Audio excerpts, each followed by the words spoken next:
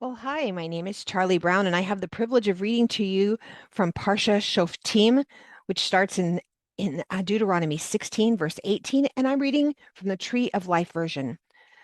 Judges and officers, you are to appoint within all your gates that Adonai your God is giving to you, according to your tribes, and that they are to judge the people with righteous judgment.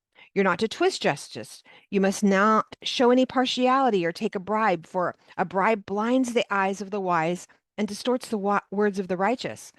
Justice, justice, you must pursue, so that you may live and possess the land that Adonai your God is giving you. You're not to plant for yourself an Asherah pole of any kind of wood besides the altar of Adonai your God that you make for yourself, nor are you to set up a pillar for yourself. Adonai your God hates this. Chapter 17. You're not to sacrifice to Adonai your God a bull or a sheep that has a defect or anything bad, for that would be abomination for Adonai your God. Suppose there is found in your midst, within one of your gates, that Adonai your God is giving you, a man or a woman who does what is evil in the eyes of Adonai your God by transgressing his covenant. This person goes and serves other gods and worships them, the sun or the moon, or any other heavenly host, which I have not commanded. It is told to you, and you've heard it, and you investigate thoroughly, and indeed it's true, and it's a certain thing. This abomination has been done in Israel. Then you are to bring out to your gates that man or that woman who has done this evil thing and stone that man or woman with stones to death. By the word of 2 or 3 witnesses, the one who is to die is to be put to death. No one is to be put to death by the word of one witness. The hand of the witness is to be first to put him to death, and after that the hand of the people. So you are to purge the evil from your midst. Suppose a matter arises that is too hard for you to judge, over bloodshed, legal claims, or assault, matters of controversy within your gates. Then you should go up to the place that Adonai your God chooses and come to the Levitical Kohanim and the judge in charge at the time, and you will inquire, and they will tell you the sentence of judgment. You are to act according to the sentence they tell you from that place Adonai chooses, and take care to do all that they instruct you. You are to act according to the instructions they teach you and the judgment they tell you. You must not turn aside from the sentence that they tell you, to the right or to the left. The man who acts presumptuously by not listening to the Kohen who stands to serve there before Adonai your God, or the judge, that man must die. So you are to purge the evil from Israel. Then all the people will hear and be afraid and not act presumptuously again. When you come to the land that Adonai your God is giving you to possess, you possess it and dwell in it, and you say, I will set a king over me, and I want to be all the nations around me, and you will indeed set over yourself a king whom Adonai your God chooses. One from among your brothers will be appointed as king over you. You may not put a foreigner over you who is not your brother. Only he should not multiply horses for himself or make the people return to Egypt to multiply horses, because Adonai has said to you, you must never go back that way again. Nor should he multiply wives for himself, so that his heart does not turn aside, nor multiply much silver and gold for himself. Now, when he sits on the throne of his kingdom, he is to write for himself a copy of the Torah on a scroll, and what is before the Levitical Kohanim. It will remain with him, and he will read it all the days of his life, in order to learn to fear Adonai his God and keep all the words of this Torah and these statutes. Excuse me. Then his heart will not be exalted above his brothers, and he will not turn from the commandments to the right or to the left, so that he may prolong his days in his kingship, he and his sons in the midst of Israel. The Levitical Kohanim, chapter 18, the Levitical Kohanim, all the tribe of Levi, are to have no portion or inheritance with Israel. They are to eat the offerings made from Adonai by fire as his inheritance. They will have no inheritance among their brothers. Adonai is their inheritance, just as he promised them.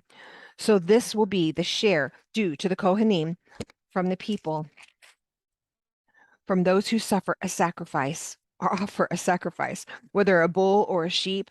They are to give the Kohen the shoulder, 2 cheeks, and the stomach, the first fruits of your grain, of your new wine, of your oil, and the first fleece of your sheep you are to give him. For Adonai your God has chosen him from all the tribes to stand and to serve in the name of Adonai, him and his sons forever. Suppose a Levite comes from one of your towns, wherever he's living in all of Israel, and he comes whenever his soul desires to place Adonai, the place Adonai chooses, and serves in the name of Adonai his God, like all his fellow Levites who stand before Adonai. They are to eat equal portions, regardless of their father's goods. When you enter in the land of Adonai your God that he's giving you, you are not to learn to do the abominations of those nations. There must not be found among you anyone who makes his son or daughter pass through the fire, or a fortune teller, a soothsayer, an omen reader, a sorcerer, or one who casts spells, or a medium, or a spiritist, or one who calls up the dead. For whoever does these things is an abomination to Adonai. And because of these abominations, Adonai your God is driving them out before you. You are to be blameless before Adonai your God. For these nations which you are about to dispossess, listen to the soothsayers and fortune tellers, but as for you, Adonai your God will not allow you to do so. Adonai your God will raise up for you a prophet like me from your midst, from your brothers. To him you must listen. This is just what you asked of Adonai your God in Horeb on the day of the assembly, when saying, I cannot continue to hear the voice of Adonai my God or see his great fire anymore, or I will die. Adonai said to me, they have done well in what they have spoken. I will raise up a prophet like you for them from among their brothers, and I will put my words in his mouth, and he will speak to them all that I command him. Now, whoever does not listen to my words that this prophet speaks in my name, I myself will call him to account. But the prophet who presumes to speak a word in my name, which I have not commanded him to speak, or who speaks in the name of our other gods, the prophet will die. Now, should you say in your heart, how would we recognize the word that Adonai has not spoken? When a prophet speaks in Adonai's name and the word does not happen or come true, that is a word that Adonai has not spoken. The prophet has spoken it presumptuously, so do not be afraid of him. Chapter 19. When Adonai your God cuts off the nation whose land Adonai your God is giving you, and you dispossess them and dwell in their cities and houses, you are to set apart 3 cities for yourself within the land he is giving you to possess. You're to prepare the way for yourself and divide it into 3 parts, the borders of your land that Adonai your God enables you to inherit, so that anyone who kills may flee there.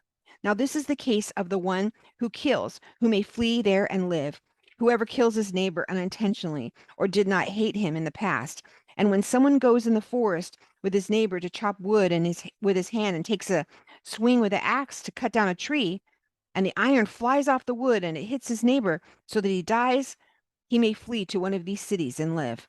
Otherwise, if the way is long, the avenger of the blood, while his heart is hot, may chase the manslayer, catch up to him and strike him dead. Yet no death sentence is on him, since he did not hate him in the past.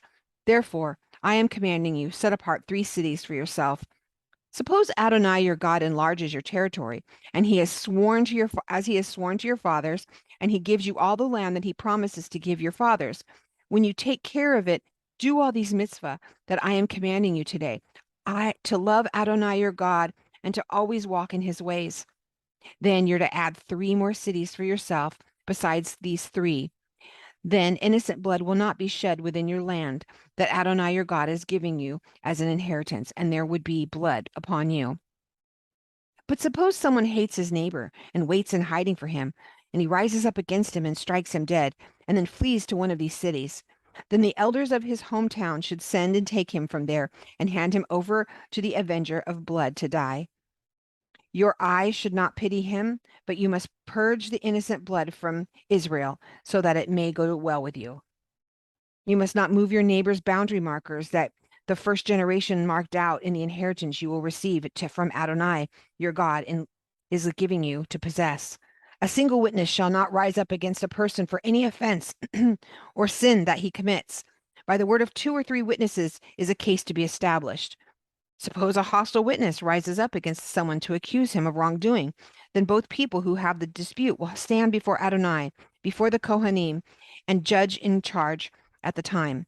The judges are to investigate thoroughly, and if needed, the witness is a false witness and has testified falsely against his brother, then you are to do to him just as he has plotted to do to his brother. So you will purge the evil from your midst. Those who remain will hear and be afraid, and they will no longer do such an evil thing as this is in your midst. Your eye must not show pity, life for life, eye for eye, tooth for tooth, hand for hand, foot for foot. Chapter 20.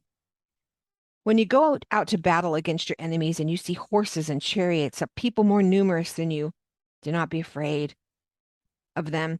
For Adonai your God, the one who brought you up from the land of Egypt, is with you.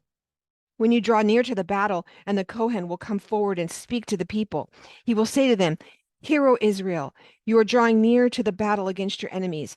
Don't be faint-hearted. Don't fear or panic or tremble because of them. For Adonai, your God, is the one who goes with you to fight for you against your enemies to save. The officers are to speak to the troops, saying, What man has built a new house but has not dedicated? Let him go back to his house. Otherwise, he might die in the battle, and another man will dedicate it. What man has planted a vineyard but has not put it to use? Let him go back to his house. Otherwise, he might die in battle, and another man would begin to use it. What man has become engaged to a woman but has not married her? Let him go back to his house. Otherwise, he might die in battle, and another man would marry her. The officers will speak further to the troops and say, What man is afraid and faint-hearted? Let him go back to his house, so he does not weaken his brother's heart like his own. Then when the officers have finished speaking to the troops, they should appoint army commanders at the head of the troops. When you go near the city to fight against it, call out, Shalom to it. Now if it answers to you, Shalom, and opens up to you, then all the people found in it will serve you as forced laborers. If it does not make peace with you, but makes war against you, then lay siege against that city. When Adonai your God hands it over to you, you are to strike all the males with the sword, only the women, children, livestock, and all that is in the city, all its spoil. May you take plunder for yourself. So you may consume your enemy's spoil, which Adonai your God has given you. Thus you will do so in all the cities that are very distant from you, which are not among the towns of these nations nearby. However, only from the cities of these peoples, which Adonai your God is giving you as an inheritance, you must not let anything that breathes live. You must utterly destroy them, the Hittite, the Amorite, the Canaanite, the Perizzite, the Hivites, and the Jebusites. Just as Adonai your God has commanded you, you are to do this so that they will not teach you to do all the abominations that they have done it for their gods, and so you would sin against Adonai your God. When you lay siege to a city for a long time, making war against it to capture it, you are not to destroy its trees by swinging an axe at them, for from them you may eat, so you will not chop them down. For is the tree of a human For is the tree of the field human that it should enter the siege before you? You may destroy and chop down only the trees that you know are not trees for food, so that you may build siege equipment against the city that is making war with you until it is downfall. Chapter 21. Suppose a slain person is found fallen in a field on the land Adonai your God is giving you to possess. Who struck him is unknown.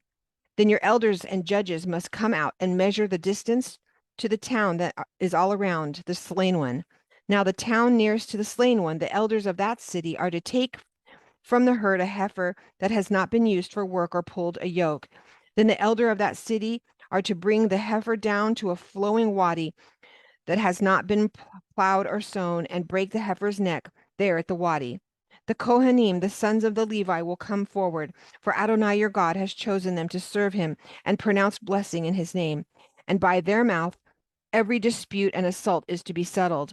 All the elders of the city nearest the station, nearest the slain one, will wash their hands over the heifer whose neck was broken in the wadi. Then they will answer and say, Our hands did not shed this blood, nor did our eyes. Grant atonement for your people Israel, whom you have redeemed, Adonai, and do not put the innocent blood on your people of Israel.